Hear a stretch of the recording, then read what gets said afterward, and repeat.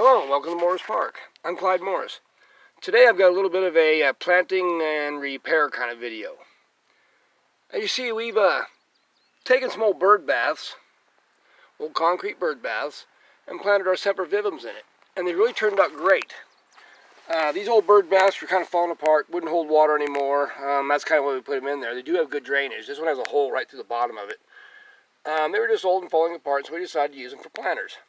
And we got some really nice varieties in there. I mean, look at the stripes on that one, that purple one. Really nice ones. And we got the bicolors. Like that.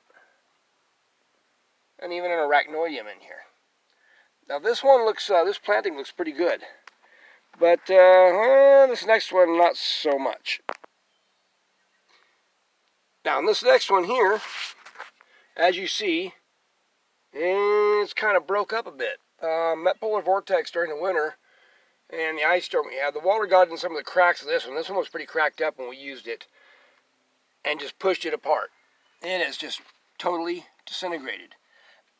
But even though the plants are doing really well in it, surprisingly enough, that's one of those little striped ones there. Another variety of red. And we got these little odd-shaped tube-leafed ones that are really cool.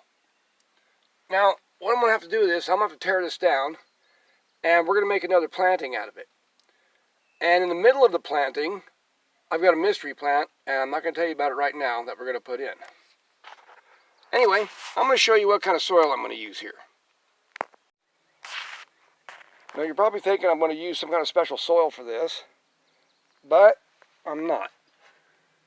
This is just rocks, clay, and limestone sand. That's all it is. Because outdoors in the Ozarks, if you use a nice cactus mix like we all like to use in our greenhouses for our prized plants, your plants outdoors will die.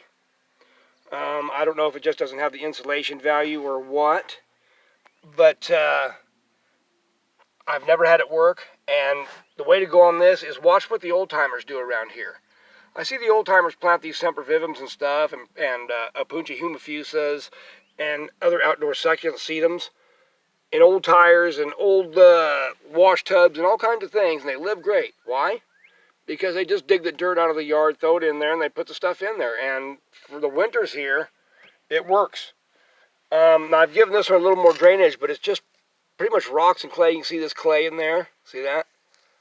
Just clay, rock, limestone sand. This is what I call no-love soil. That may sound a bit funny, but that's pretty much what it is. I just dug this out of the yard and out of the edge of the road and mixed it all together because this is what they do good in. And if you don't believe me, take a look at this. These are my outdoor Opuntias. This is one from Texas. But as you see, they're extremely healthy. New shoots everywhere. See that? Flower buds. And the humifusas, well, look at that.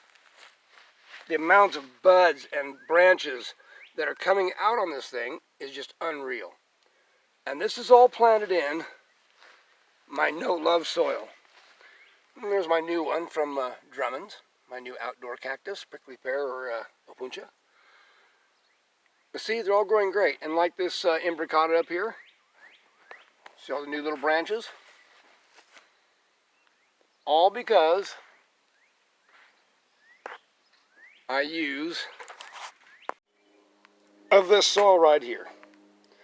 So I'm going to use this big concrete planter to plant these up in.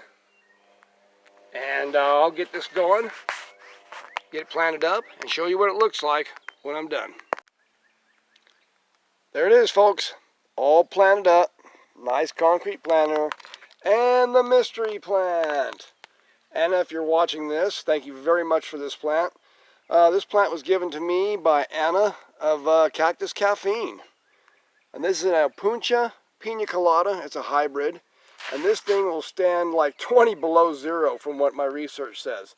So this will be a perfect addition to the outdoor succulents in Morris Park. And all these little sempervivums are all planted up real nice and neat in their no-love soil. Remember folks, if you're growing outdoors here in the Ozarks, it's no-love soil. Now I did add about 2 4-inch pots full of potting mix, and that would just give a little organic matter in there. The rest just rocks and clay and just hard-tack soil. No-love soil. So these ought to do real well.